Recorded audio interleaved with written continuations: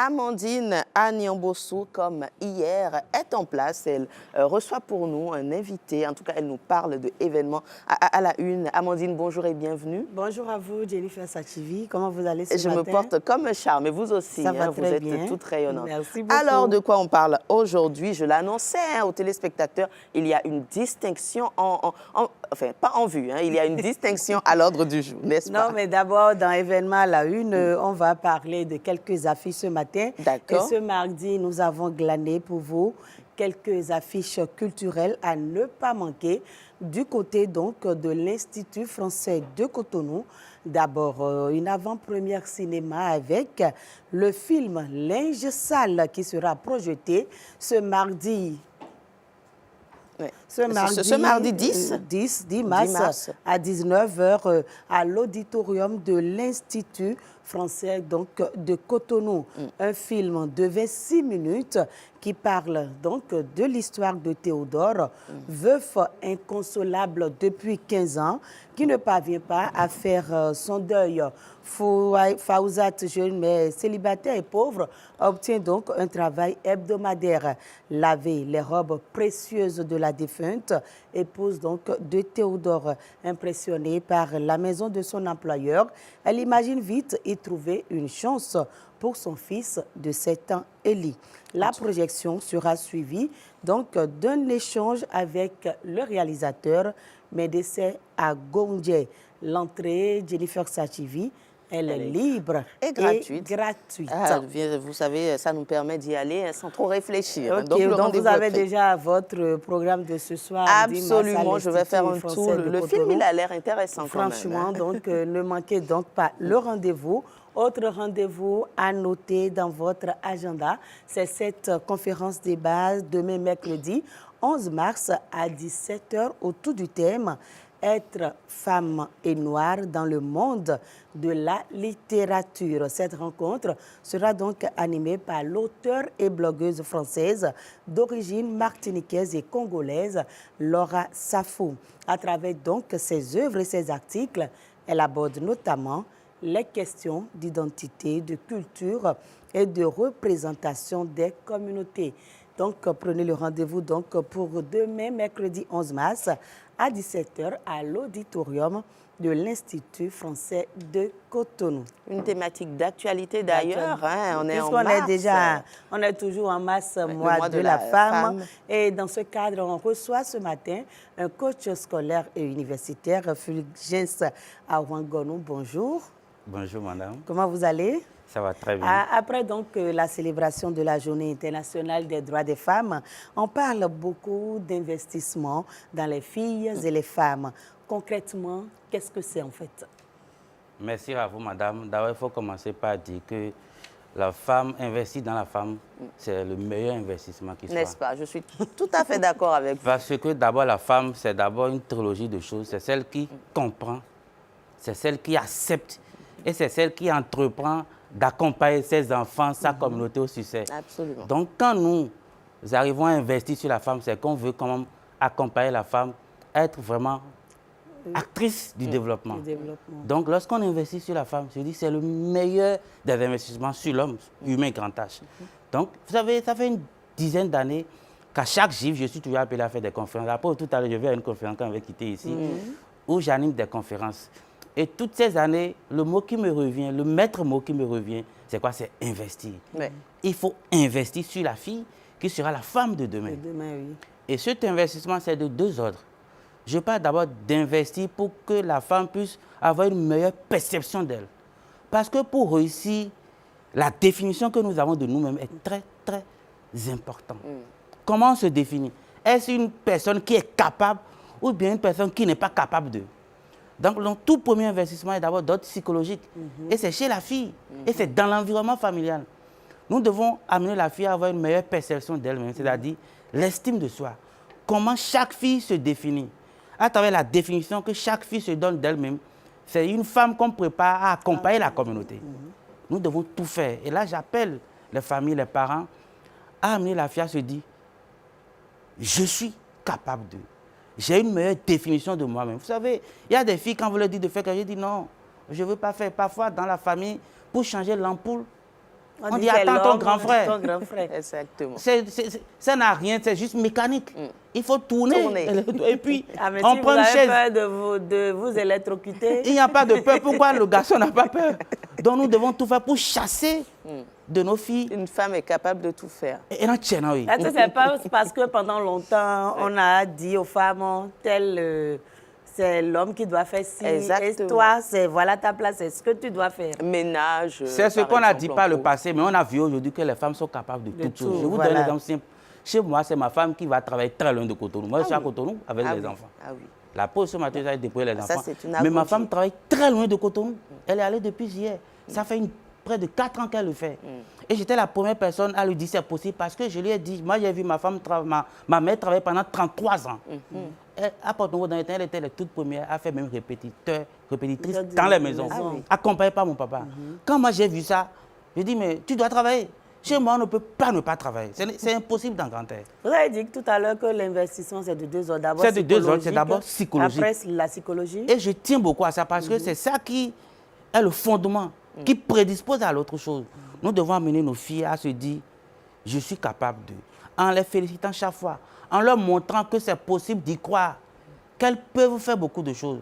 Et cet investissement, c'est dans l'environnement familial. C'est aussi à l'école, parce qu'à l'école aussi, ce que l'enseignant dit, ce que nous disons de nos enfants, elle finit par y être. Ce qu'on dit de toi, tu finis par dire, est-ce que je ne suis pas comme ça? C'est ça. Toutes les fois où nous allons dire à nos filles, tu ne peux pas, tu vois, non, attends que le garçon arrive, attends que, elle va finir par se dire, donc je ne peux pas, donc je ne peux pas faire grand-chose dans la communauté, je suis toujours relégué au second plan. Non. Alors que souvent on dit souvent derrière un homme, il n'y a pas de derrière, c'est à côté d'eux. Absolument. Moi, je ne vois pas ma femme derrière moi, mais elle est à côté, ma maman a été à côté de mon papa. Nous devons ramener cette perception que nos filles doivent avoir désormais d'elles. Et quand je vois les chiffres, je dis, c'est très important d'investir. Et ce tout premier investissement est d'ordre psychologique, et de motivation. Amener la femme a dit, l'homme, tu ne peux pas faire que la preuve. Excusez-moi, j'ai vu ces temps-ci à la SBE, dans différentes institutions, on a montré les femmes, une femme qui est technicienne, qui montait même sur les poteaux et donc toutes les femmes peuvent le faire. Il faut mettre en avant cette capacité qui part du fait que c'est psychologique. Donc le tout premier investissement, c'est d'amener la femme à se dire je peux et je vais y arriver. Et le second? Maintenant, il ne suffit pas de dire je peux, je vais y arriver pour y être. Il faut que la femme se dise je crois en mes capacités, mais je développe mes capacités. Parce qu'on peut tous dire je peux, je vais. Et dans l'action, la preuve, on dit action, droit, justice, dans l'action, on vient, on constate qu'on est en berne en termes d'attitude. Et ça nous ramène, ça amène encore la femme en arrière pour dire, donc en réalité, je crie, non, il faut qu'elle développe les capacités. Et en cela, l'école, on a besoin de l'école. Il faut la formation. On a besoin de la formation pour amener la femme à se dire, je dis tous les jours que je peux. J'ai ce qu'il faut. Je peux vraiment. Parce que face à l'œuvre, j'arrive à le faire. Et c'est en cela qu'il faut soutenir nos filles à l'école. Mais vous savez que je suis un coach. Je dis souvent, il y a, si je ne me trompe pas, il y a 5 lycées de jeunes filles au Bénin. Il faut que ces lycées nous sortent les meilleurs parce qu'elles sont capables. Vous savez, le coach Fusion Sarangom dit qu'aujourd'hui, que nos filles et les garçons aussi sont tous des champions élus du succès. Je n'ai pas inventé. Parce qu'on a dit que ce sont les meilleurs spermatozoïdes qui ont fait l'affaire. C'est cela. Donc, à partir de ce moment, nous sommes tous meilleurs. Les filles plus même que les garçons. Vous savez, je fais des cours de coaching dans plusieurs établissements. De plus en plus, dans nos classes, allez voir, c'est les filles qui sont premières. Mon propre garçon dans sa classe, c'est une fille qui est première. C'est une fille qui est première. Elle a déjà eu une note, elle dit, je l'ai dépassée, elle dit, tu l'as dépassée, mais tu ne sais pas ce que tu la dépasses en tout. Donc, nous avons déjà au Bénin des filles qui sont premières championnes. Il faut le leur montrer en les accompagnant à l'école. Parce qu'une fille qui réussit son cursus scolaire commence par se dire, non seulement j'y crois, je peux, mais j'y peux réellement. Et je dis, il faut, c'est vrai que nous faisons des coachings partout, il faut aussi des méthodes de motivation pour qu'à l'école aussi, la femme finisse championne. Parce qu'elle est championne. Ok. Est-ce qu'à part la psychologie, la formation, il y a d'autres domaines dans lesquels on peut également investir dans les filles et les femmes? Si, vous savez, dans nos structures, investir dans les femmes aussi, c'est les amener à des prises de décision dans les sociétés. Est-ce qu'elles participent aux prises de décision. Il faut leur laisser la main. Il faut leur laisser la main. Vous savez, nous avons déjà une vice-présidence. Bien sûr. Je suis sûr que la prochaine fois, on aura encore une vice. Je ne le dis pas. Mais on aura une présidente, j'en suis sûr. De mon vivant, le Bénin va finir par avoir une présidente. C'est mon vœu. On l'espère, on le souhaite. Et j'y crois, les fois à venir. Mais il faut qu'elle prenne des décisions dans nos structures. Il faut qu'elle s'affirme. Qu'elle s'affirme, mais il faut leur permettre de s'affirmer. En quoi faisant justement? Vous savez, lorsqu'on a un directeur, il faut avoir une directrice. Et il faut finir par avoir assez de directrices. Parce qu'on a des directrices. Quand on a un directeur, c'est l'adjoint qui est directrice. Systématiquement, et parfois, là, il faut une directrice et puis un directeur. D'accord. Il faut que nous, hommes, qu'on se dise, vous savez, je vais vous dire un truc. Lorsque dans une structure, on donne une directrice, c'est les hommes qui commencent par avoir peur. C'est cela. Je suis un homme, non. On a peur parce qu'on dit, ah, il y a la rigueur. C'est sûr que si elle est là, il y a la rigueur. Et tout le monde rentre dans les rangs en termes de discipline. Il faut qu'on ait même plus Donc, la femme, en quelque sorte, c'est la rigueur, c'est la discipline et tout. C'est l'accompagnement aussi. La femme ne veut pas être une honte pour la société. Elle fait tout pour y arriver. Mais parce que pendant longtemps, on nous a minimisés. Donc, quand on nous met quelque part, on fait tout pour relever les défis. On vous a minimisé parce qu'on ne comprend, on ne vous comprenait pas. Je pense qu'aujourd'hui, on comprend que la femme, c'est le développement même. La femme, c'est... Lorsque la femme a le pouvoir, on est en sécurité. Il y a la sérénité parce que c'est... Elle cherche à faire avancer tout le monde. Est-ce que ce que le coach dit, tout le monde comprend ça? Vous savez, c'est cela que... Dans notre société actuelle, les gens donnent réellement à la femme la place qu'elle mérite. Mais c'est cela, surtout, ça continue. Dire aux petites filles, tu ne peux pas faire ci, c'est tellement ancré. Est-ce que ça va vraiment changer un jour? C'est en cela que je dis merci à la SRTV. Si vous nous invitez d'autres, c'est pour un changement de comportement et de mentalité. Oui. Mais le changement de comportement, c'est d'abord un changement de perception. Vous savez, qu'est-ce que nous percevons? Comment on perçoit la fille et la femme? C'est ça qui va ancrer en nous qu'en réalité, les femmes sont meilleures. J'y crois, moi, parce que j'ai vu une mère qui est meilleure. J'y crois parce que je vois ça tous les jours. J'ai une femme qui est meilleure. Et vous savez, il faut que l'environnement familial joue un rôle. C'est pourquoi partout je passe ce matin, je veux parler de la GIF, mais je reste dans l'environnement familial. Parce que si ça change dans nos familles, le changement viendra. Donc moi, j'y crois tous les jours. Plusieurs n'y croient pas parce qu'ils n'ont pas vu. Moi, quand il est arrivé que ma femme aille travailler, elle dit non, vas-y, moi, je te donne le quitus. Parce que j'ai vu. Il faut que les hommes aussi continuent de voir. Et ça passe aussi dans nos familles. Quand parfois l'aîné a une fille, moi, vous savez, je suis coach dans plusieurs maisons. Il n'y a pas de jour, je ne sois pas dans une maison. Parfois, c'est difficile à elle de mettre en place dans une certaine mesure son autorité. Et c'est en cela que les parents doivent l'accompagner. Quand la première... C'est une fille. Ah bon? Parfois, il dit parfois, pas toutes les fois, attention. Ok, parce que moi, je n'ai pas cette expérience. Non, j'ai dit. Je dis parfois. Moi, je suis dans des maisons où les femmes, les filles se confient à moi. Je fais des cours de coaching partout. Il y a un truc que je fais où ils me parlent d'un certain nombre de choses. Elles ont du mal parfois à mettre en place leur vision de gestion de la famille quand papa et maman ne sont pas là. Je dis parfois. Mais vous, peut-être, quand les parents accompagnent, elle est à l'aise. Mais parfois, on n'accompagne pas suffisamment. On dit, OK, je vais voir ce que ton frère dit là. Non. Si elle dit, quand les parents ne sont pas là, c'est elle. Parfois faux, hein. Donc, vous voyez, c'est une question. C'est là que je dis, ça dépend. Ça dépend, oui. Il faut voir ce sur quoi nous voulons travailler pour appeler les parents. Et vous savez, le coach aussi forme les parents. Et toutefois, je leur dis, donnez la place aux filles. Moi, chez moi, je donne la place à ma fille. Quand on va à l'église, c'est elle qui garde les sous. Ah oui. C'est elle qui garde les sous pour donner la quête. Malgré que son grand frère est là. Parce que je veux voir la réaction du grand frère. C'est ça. Je lui remets les sous. Il y a une petite jalousie. Non, il n'y a pas de jalousie, c'est elle qui garde les sous de papa. Et je vois aussi comment elle garde. Il ne faut pas qu'elle... Si parfois, je dis non, attention, c'est ton grand frère. Donc, vous voyez, c'est commencer par donner la place à la fille déjà. C'est important. Là, elle saura que demain, elle peut garder les sous aussi. Et demain, le garçon ne sera pas surpris de voir aussi parfois de remettre les sous à sa femme. Ça sera naturel en fait. Et au Kotobimon, nous les mots et nous baillons. Donc nous devons... On reproduit ce qu'on a l'habitude de voir. On reproduit ça. Nous devons faire confiance aux filles. On a constaté que vous évoquez souvent l'estime de soi et le développement des capacités. Pourquoi ces aspects sont vraiment essentiels? C'est essentiel. C'est important. Midi, mot de voleur naminga.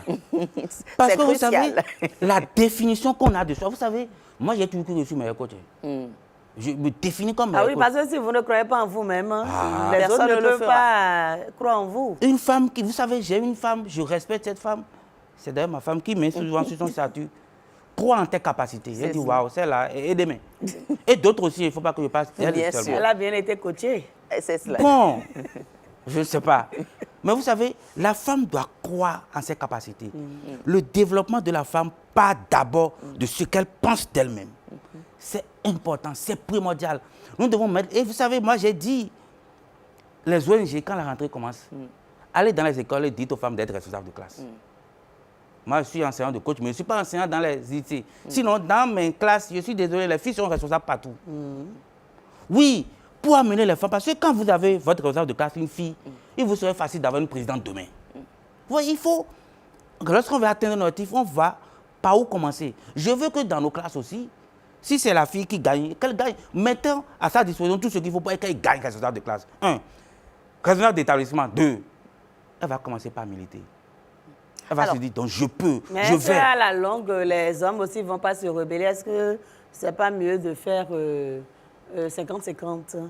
Ils ne vont pas se rebeller. Vous savez pourquoi? Parce qu'ils ont vu ça tout le temps. Moi, pourquoi je ne me suis pas rebellé quand elle doit partir loin? J'ai vu ça. Donc, lorsqu'on voit, on se dit, donc c'est possible, c'est réalisable.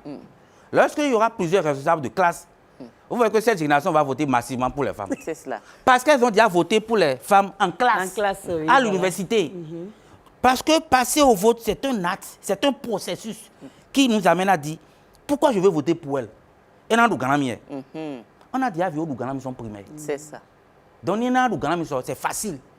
Donc, il faut qu'il y ait une prédisposition. Moi, là, si je veux faire campagne, là, il faut le dire. La rentrée à venir, l'année prochaine, 2026-2027, on va accompagner les femmes, les filles, être responsables de classe. Alors, coach, moi, il faut travailler là-dessus. Oui, qu'on revienne sur cet aspect-là de changer les mentalités, changer les perceptions, c'est bien beau, mais est-ce que quelque part, ce n'est pas parce qu'on protège ses enfants, ses filles, parce qu'on nous dit souvent les filles sont plus fragiles, elles sont plus vulnérables. À quel moment vous dites à une fille que vous êtes censé protéger, non, tu peux faire des métiers d'homme, tu peux grimper sur des poteaux, est-ce que quelque part, c'est pas compliqué? Il n'y a pas meilleure protection que de se sentir capable de. Ça veut dire qu'on rompt aux vulnérabilités. Il faut rompre ça. Il ne faut pas dire qu'elles sont fragiles, qu'elles ne peuvent pas faire. À partir du moment qu'une femme a pu faire, c'est qu'elles sont capables de faire.